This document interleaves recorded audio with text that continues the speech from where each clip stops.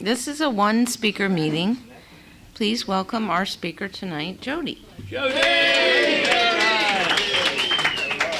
Girls. All chicks, right? Yeah. All right. Shut up, Mickey. You bet.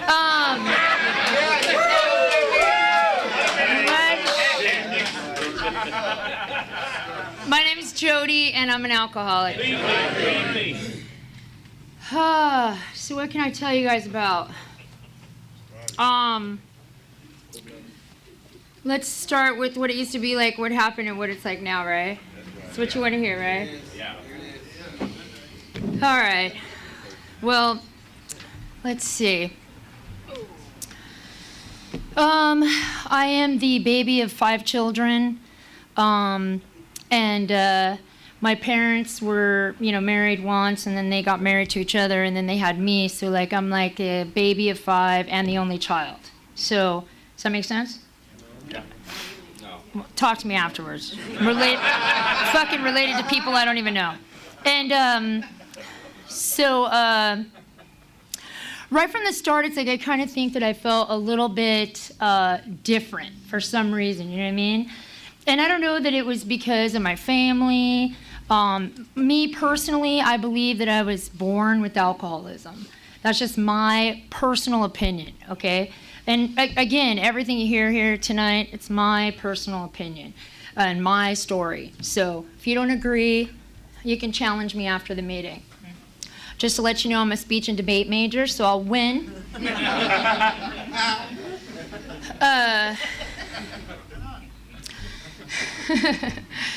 And I do sales for a living, so you're totally screwed.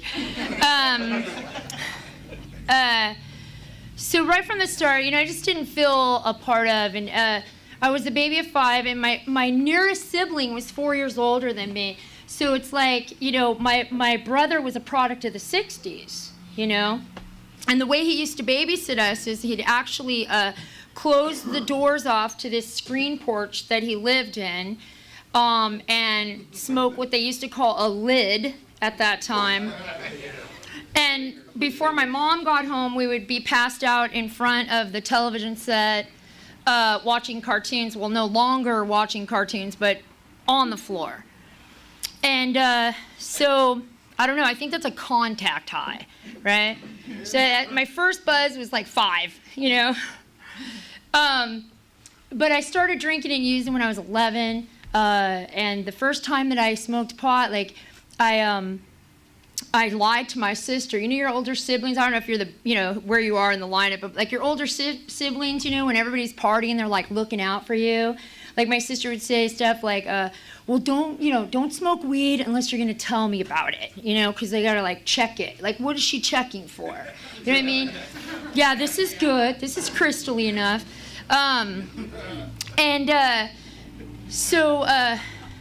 But it wasn't crystally back then that much. It was like on a stick and shit. You know what I mean? Yeah.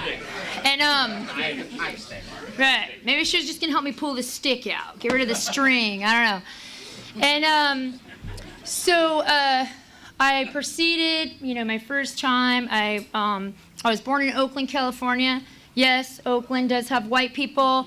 And I moved to the Valley. San Fernando Valley when I was 6, and I lived in Sylmar, and so right away, I had to hook up with, all the Chicanas, and I had like my little groups, like I smoked PCP with the Chicanas, you know what I mean, and then like smoked weed with the homeboys that were surfing at the beach, and kind of just grazed around, whoever had the best. Actually, whoever had the free dope, you know what I mean? And so I started off in Sylmar Park drinking remember those little tiny beers? You guys remember those little tiny beers, those little 8-ounce Budweisers? And smoking some pot. And it was like, I guess I always had kind of like this hole, that I needed to fill. And that moment was just like, thank you, God. I finally, and not on top of that, like, I was probably undiagnosed, ADHD at that time because I'm really hyper, if you can't tell. And so I just always automatically just felt kind of at home, like, wow, thank God, I finally just don't have to think about, the next thought I had was like, Doritos and Fruit Loops or something like that. And then, I never ever like was one of those, alcoholics and drug addicts who like used on the weekends, I don't get that, I don't fathom that. It was like the next day, I was like, so where are we going? What are we doing? Who's spending their allowance, or who has any allowance, because I never did my chores, so I never got any allowance. And, it just progressed. It's like every time, it's like my drinking and using was all about like finding that same, feeling over again. You know what I mean? It's like when that stopped working, then I was like a chemist. You know what I mean? Add this and wait 30 minutes and, and then like if I eat my tab now, you know what I mean? Then when I get to the party, I'll just be about peaking, right? And then if I smoke some weed, once I get there, that'll bring me down enough to be able to like be normal, and then I'll go and check the keg, and when it gets to the halfway point, everybody needs to leave. You know what I mean?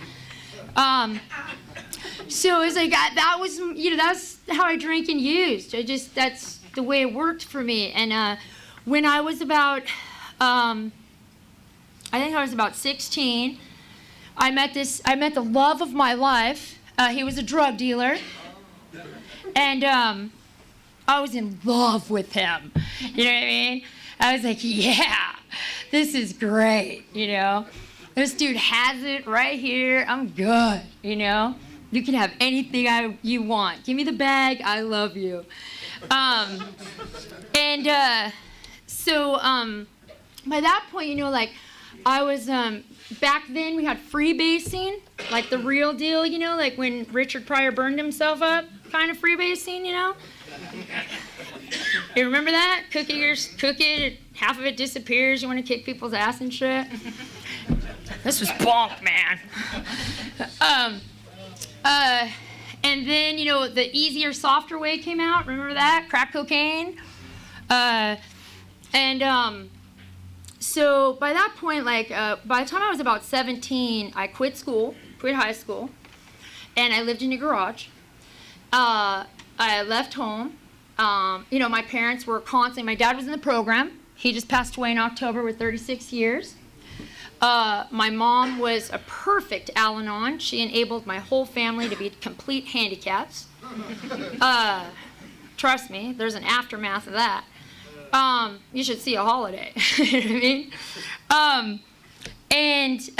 I was like living in this garage, you know what I mean? And like I say this all the time. It's like, when I first started drinking and using, it was all about like, having the power and being rebellious, and that was some sort of freedom, and by that point, like I had no freedom at all. Like I was completely just in bondage to using, and I lived in this garage, and this is in the old school days when like they had, wooden garages. You remember that? Like before vinyl and all this crap came out. And there was like these knot holes, in the garage door. And while Chris was at work, because he actually worked, because he didn't actually smoke his own stash, I did. And so while Chris was at work, I would stay home all day getting loaded and watching through the thing people's cars driving by, and counting, like that blue Honda drove by 8 times, and writing down license plate numbers, There was this little thing that I would go through before I started smoking. I would vacuum the rug, and shake off the bedspread, and, I'd always still find some tortilla piece somewhere, you know what I mean? And like I was, looking through there. When Chris would come home, I'd tell him I had it written down that the monitoring, you know what I mean? This Honda drove by 8 times today. And he would say, dude, that guy lives next door. Huh, weird. So bizarre. Why does he move his car so much? Sometimes I get in the bushes too to get license plate numbers because it's hard to verify more than one blue Honda. I'm talking about. So I'd write license plate numbers down and wacky, man. Turn off the music, you know.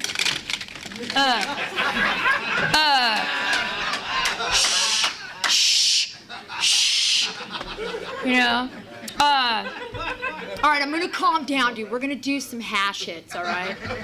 I swear to God. Get those butter knives out.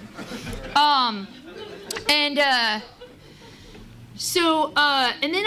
he'd ask me to do crazy stuff. Like, he'd come home from work and he would want, like, stuff to pack lunches and shit. Like, what the fuck is wrong with you? Bread and shit?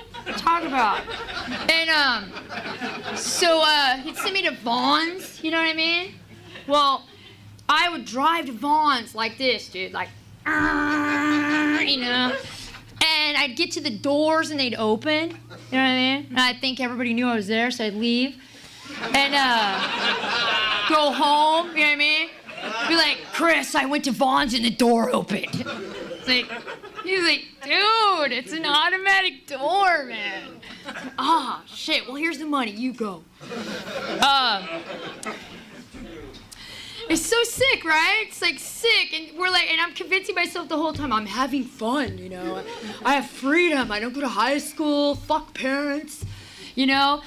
That's real freedom. And my funniest moment is my cornflakes story.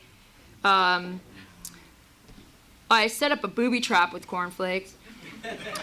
What? Sounded like a good idea at the time, you know what I mean? It's like he went on vacation and they didn't want to take me with them. Like, what? You know, they said I was gonna make a scene. You know what I'm saying?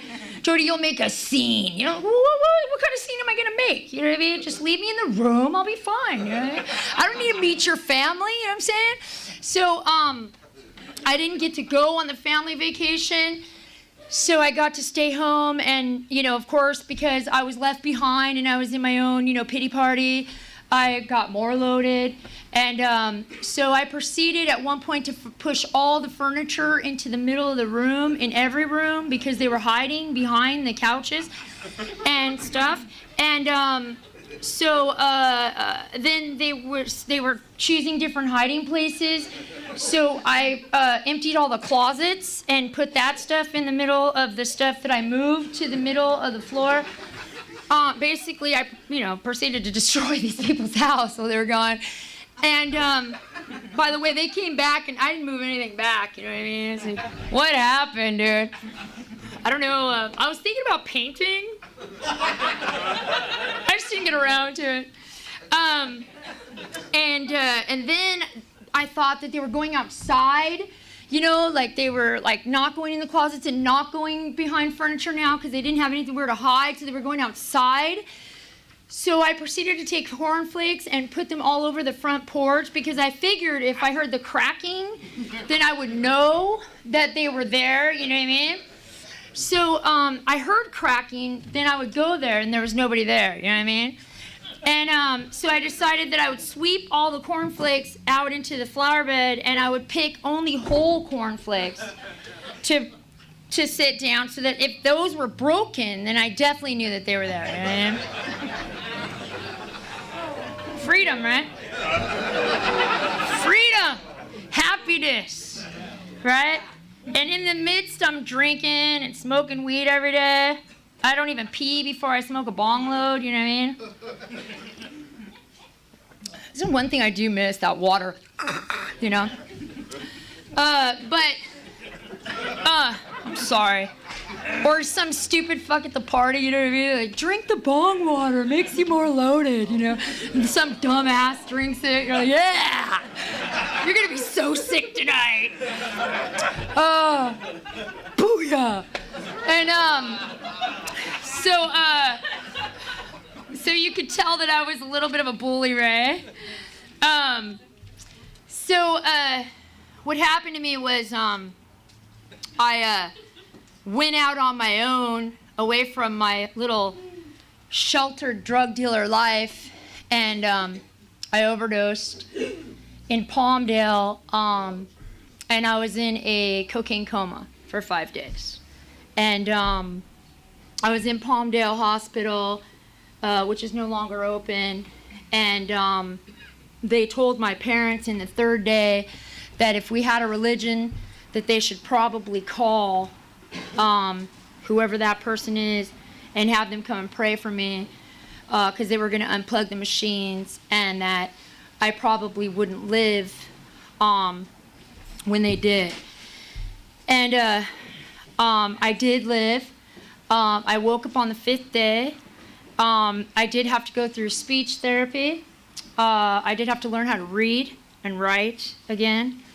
And on the 6th day, that's my sobriety day, which is June 14th, 1987. I was 20 years old when I got here, and everybody in Palmdale was 40, okay? Not to say anything now, because I just turned 42 about 2 weeks ago. But everybody was 40. And they wore funky clothes back then, like black hats and trench coats and shit like that, you know what I mean? They just looked old, It's like, whoa, man, And I say that they were very helpful because they did teach me the 13th step right from the gate. Many of them. Sorry. So my first few years were just like, the first year, everything's new, you know what I mean? It's like, oh, I smoked so much weed, I didn't see shapes anymore. You know what I mean? Like things that had edges and stuff, you know what I'm saying? So it was like almost eating a tab of acid in my early recovery. Wow, that shit has corners, And there was certain stuff that I would see that I didn't know that other people saw. I lived in Palmdale, and I used to drive this little VW Bug, and when the heat hits the road, there's that chemical reaction kind of looking thing. I actually thought I was the only one that could see that. And I didn't tell anybody. I was like, hey man, I see patterns still,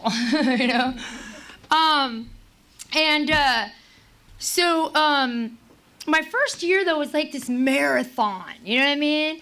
It's just go to a meeting and don't drink in between, and everybody's really nice, you know what I mean? You're just these people just can't be this nice, and especially because, at that time, I was really angry, you know what I mean? And I was just don't be nice to me, throw coffee on your ass.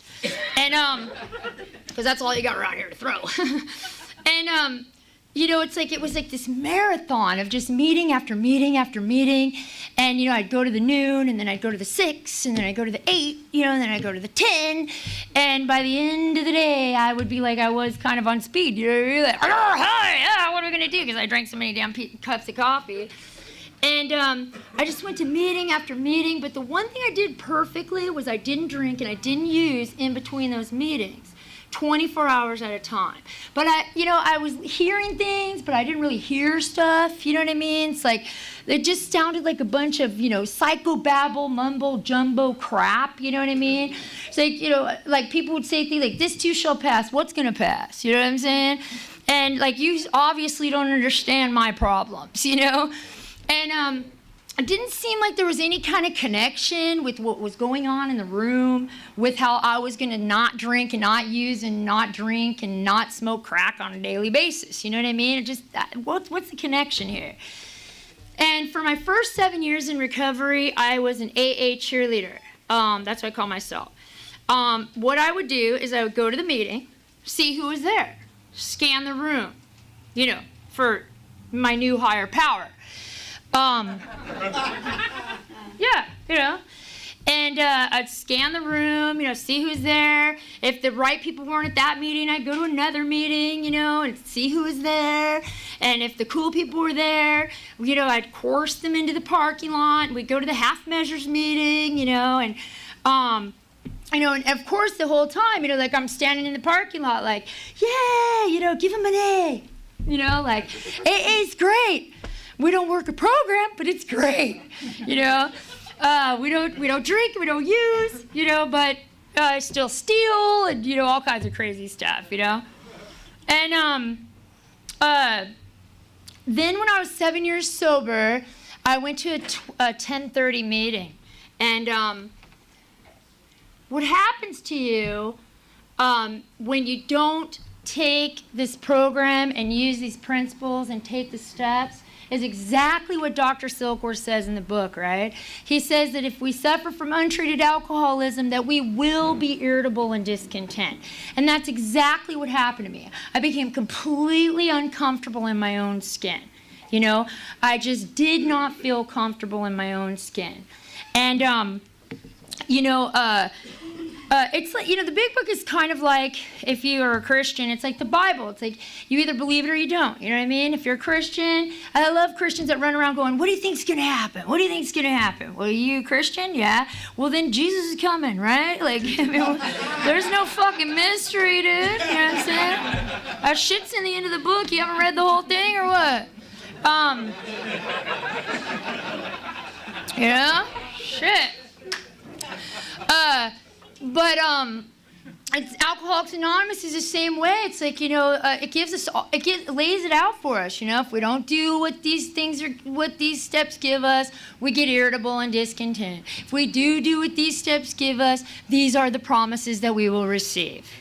You know, there's no big mystery. And let me tell you, I haven't met anybody that's got beyond it yet in 22 years. You know what I mean?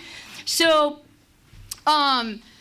I was leaving this meeting at 10:30 after throwing a candle and a table and a cup of coffee at somebody because it was the only thing available to throw at the time. Because I was angry inside. You know what I mean? I was angry. And anger to me today is pain. You know, there was something going on inside of me that created a bunch of pain for me. And so I was acting out in anger because I didn't know how to identify what that pain was at that time. You know what I mean? Because at that time I had just done enough to get by. You know what I mean? And I was expecting, I don't know about any of you guys, but like I was like, you know, when my 4-step, when I need to do it, like there'll be a burning bush, you know. I'll go up on the hill like Jesus and get some like, or Moses or something, you know. And that never happened. So I just kept waiting, you know? And that doesn't happen. I don't know anybody that has that story except for old Bill who saw the light, you know? But I walked outside, and in that 7 years, I had tried to get the things that I had heard about from the podium. It's like the only thing I heard in my head was, if you don't drink and you don't use, you're going to get a job. If you don't drink and you don't use, you're going to get a car. If you don't drink and you don't use, you might get an education or a boyfriend, you know, or marriage or whatever. Thank God I didn't marry anybody in that first time there. You know, and that's what I thought, you know, the recovery process was. That coupled with my parents, you know, on Sunday morning, because I've always screwed up Friday, Saturday, you know, not coming home, they would give me the lecture, you know, the lecture that's like, you gotta fly straight, fly right, stop doing this kind of stuff. And I was like, well, okay, so fly straight, fly right, and get the stuff, right? So I tried to, like, you know, switch seats on the Titanic is what my sponsor calls it. By the way, the ship's sinking no matter what, where you're sitting, you know what I mean? And I wasn't trying the lifeboat at all, you know? It's like, no thanks, somebody else take that. So what happened was this guy comes up, and I had this brand new little red car, and the buzz had just worn off of the car because they sent me the payment book in the mail, you know? And so the rush was gone. And I had this little rush for a little bit, driving around looking at myself. Look at me in this little red sports car. Good. Oh, I have to pay? So I was in my little red sports car, you know, and this guy comes out, and he knocks on the window, you know. And I was like, right? He's got the big book under his arm, you know. I'm like, what's up with homeboy? Is he Mormon or something? And, sorry. I have this thing, I don't know. I looked for a 10-speed. I'm kidding, God. I'm sorry, Mickey.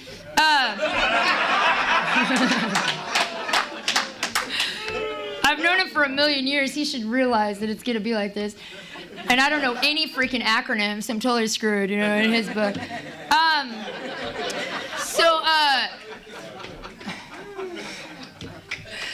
Oh, just be careful. He'll try to take over the country, freaking Brits. And,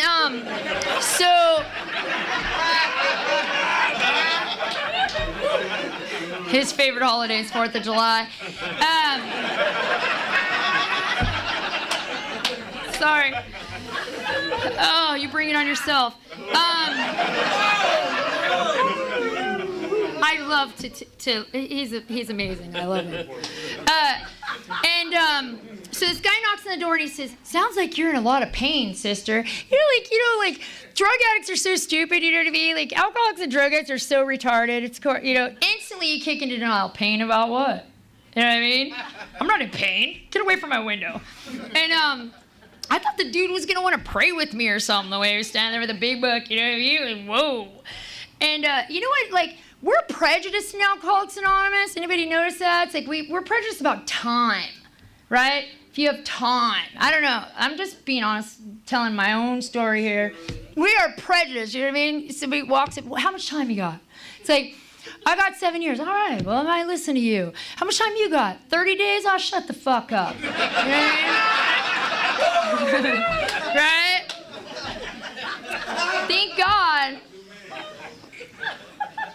Thank God, right, that I didn't ask this dude how much time he had, because I had 7 years and this kid had 58 days, okay? And I got to tell you that this kid with 58 days saved my life.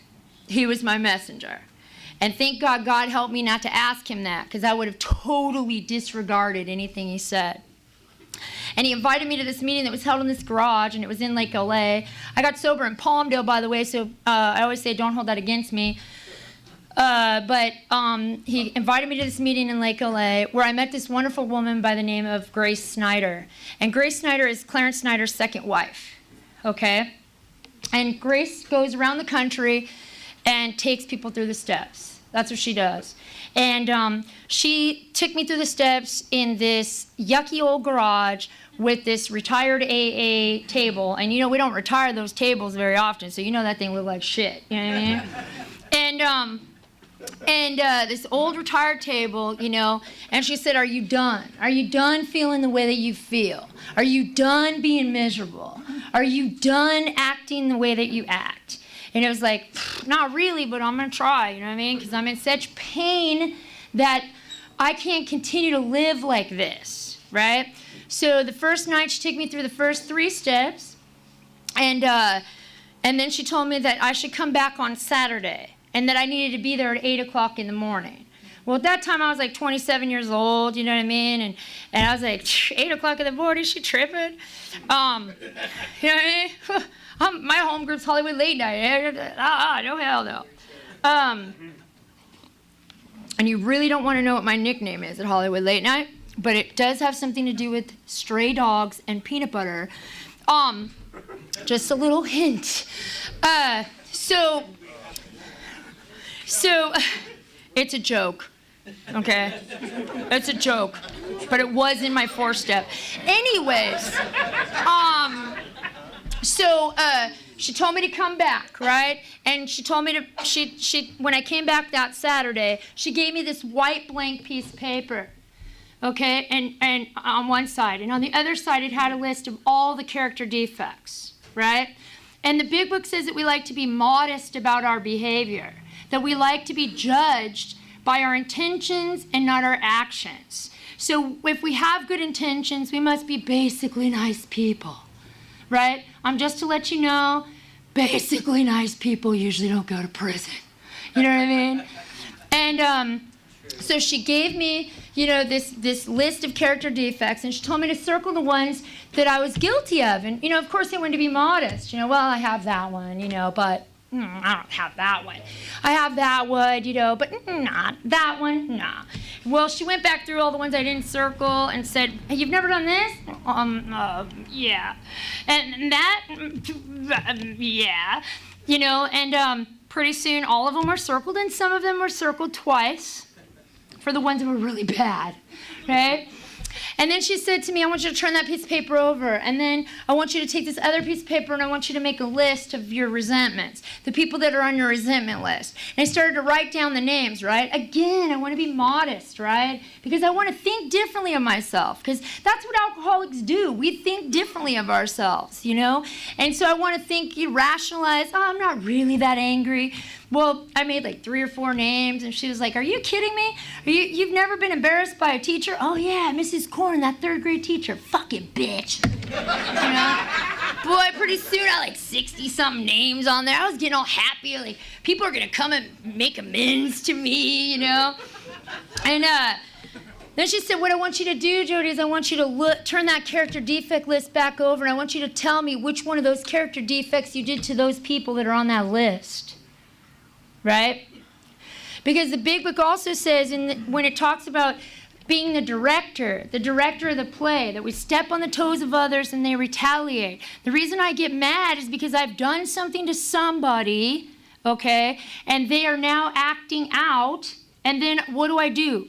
Do I look at my own behavior and say, oh, I tried to manipulate you, I was selfish and self-centered, you know, I wanted to do something for you so that you would feel obligated to me and be my next higher power? No. I go, oh, you're a dick. You know what I mean? That's what happens. It's like you blame those people.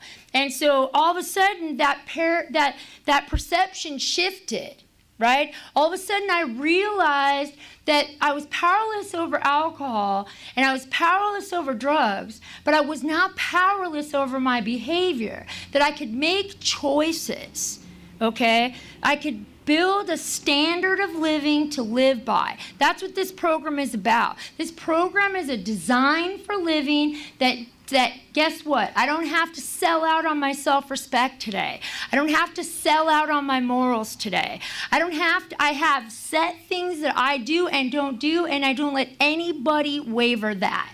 You know, I have a boyfriend right now, and I told him yesterday, he said something about, I have a boyfriend and a husband right now, just to let you know. Oh, I'm divorcing the husband. You know, I've never had a wife of my own. Thank God. Oh, nice. I'm a wife right now, Mickey. You know, the thing is it's like, you know, I told him yesterday, I said, you know what, don't give away your choices. Okay? And the reason I say, and if that doesn't make sense to you, what I'm saying is that don't allow somebody else to manipulate you and do something to you that they can hold over your head and that you feel obligated to do something for them back. You have respect and dignity of your own. You don't need to give it away to anybody. Okay? And you don't need to take anybody else's. You know, we're famous for that. You know what I mean? I'm really famous for taking somebody's dignity and respect. You know, I'll make the choices for you because I know what's up around here. You know what I'm saying? And I made that list, you know. I know I'm so loud, I barely need this thing. You know what I mean? You hear me all the way back there without this crap. You know, the thing is it's like, the other 2 steps that I love to talk about are 6 and 7. Guess where we get to learn and how we get to learn about our character defects and the things that we need to change? It's through humility. You know, you ever hear people say, I'm working on my character defects? It's like, really? I didn't have much power over those when I was using. I don't know how I'm going to fix them now. You know what I mean? I just ain't that good, you know? It's like, what I do and what I believe is that every experience teaches me something about myself. That's what I believe, okay? Every experience that I have on a regular basis teaches me something about myself. And I get to be in tune today and not tune out on how I feel about myself in a certain situation, and then I get to choose not to do that again. You know, if I'm uncomfortable with something, it's okay for me today. I'm confident enough. I do get called cocky at work, okay, because I have the most sales all the time and they all, like, you know, get crazy with me.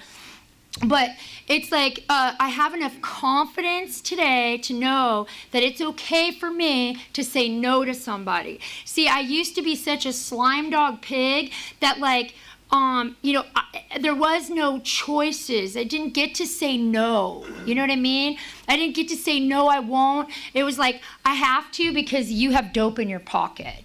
You know, I have to because you have a way for me to get to this place. I think they call that a strawberry, by the way. Or they used to. I think they call it the bottom bitch now. You know what I mean?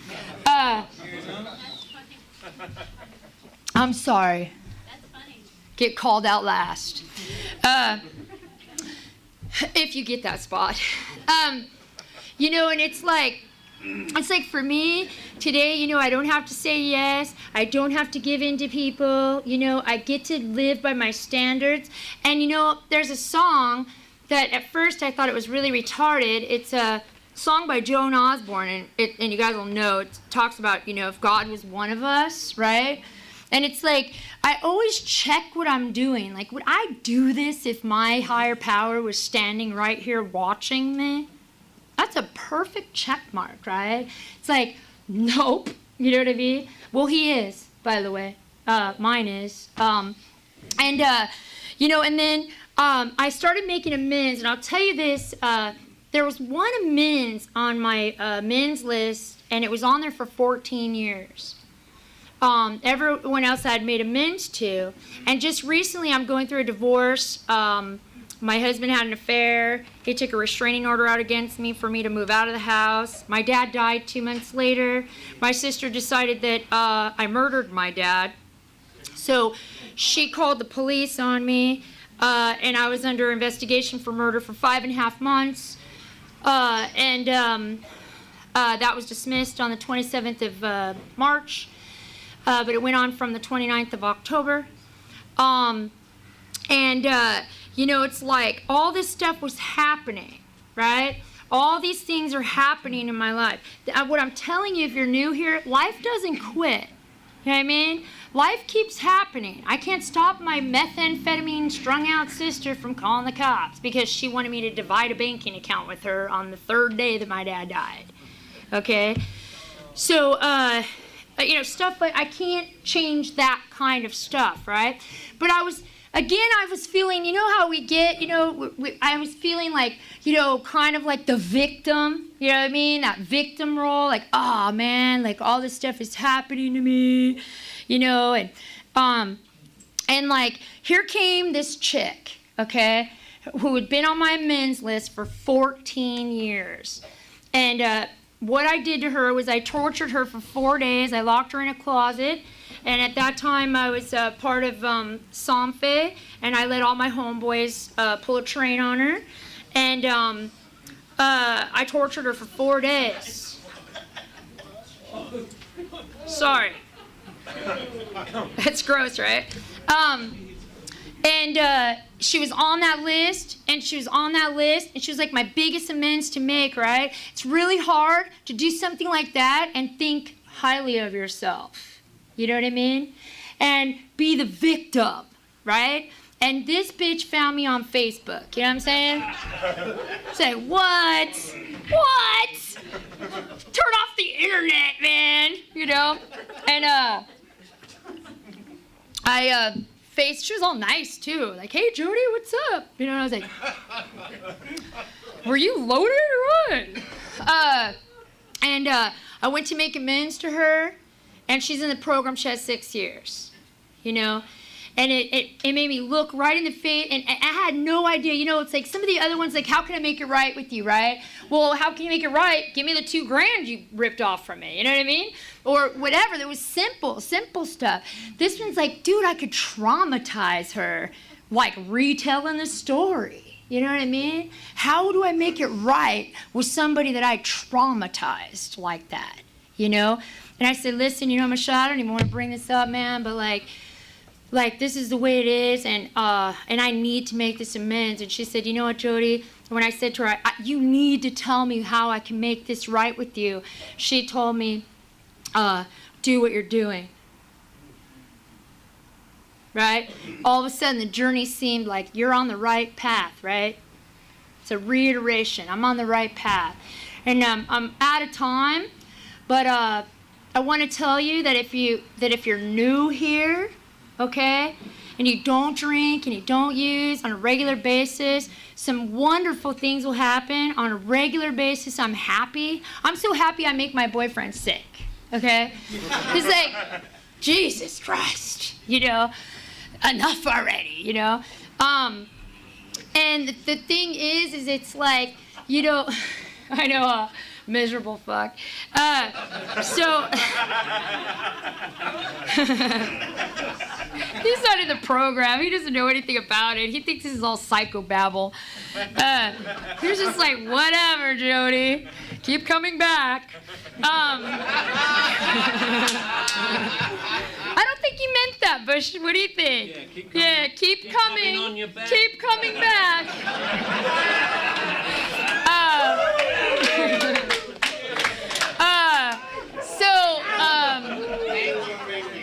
We're a bad influence on this group. You know what I mean?